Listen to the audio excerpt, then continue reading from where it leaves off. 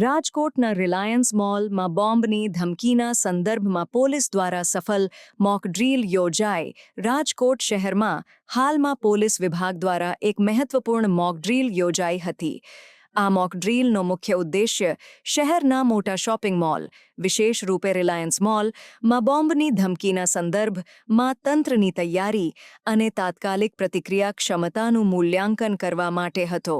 Mock ડ્રીલમાં bomb squad, dog squad અને સ્થાનિક પોલીસ વિભાગની ટીમો સક્રિયપણે સામેલ થઈ હતી.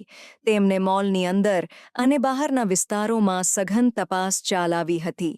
મોક ડ્રીલ દરમિયાન મોલના બધા પ્રવેશદ્વાર સીલ કરવામાં આવ્યા હતા અને લોકોની સુરક્ષા માટે જરૂરી બધા પગલાં લેવામાં આવ્યા હતા. બોમ્બ સ્ક્વોડ અને ડોગ સ્ક્વોડની મદદથી મોલ અને આસપાસના વિસ્તારોમાં સૂક્ષ્મ નિરીક્ષણ કરવામાં આવ્યું. આ કિસ્મની તાલીમો દ્વારા પોલીસ તંત્રને તાત્કાલિક સંકટોમાં સજગ અને સક્ષમ બનવાની દિશામાં પ્રયાસ થઈ રહ્યા છે. વિશ્વમાં જ્યાં જ્યાં બોમ્બ ધમકીની ઘટનાઓ બની છે, ત્યાં પોલીસની તત્પરતા અત્યંત મહત્વપૂર્ણ સાબિત થઈ છે.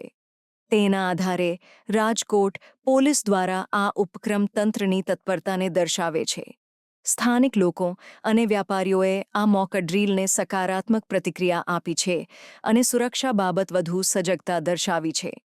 આવી પ્રકારની યોજના ભવિષ્યમાં વાસ્તવિક સંકટની સ્થિતિમાં તંત્રને વધુ સક્ષમ બનાવશે તેવો વિશ્વાસ વ્યક્ત થયો છે.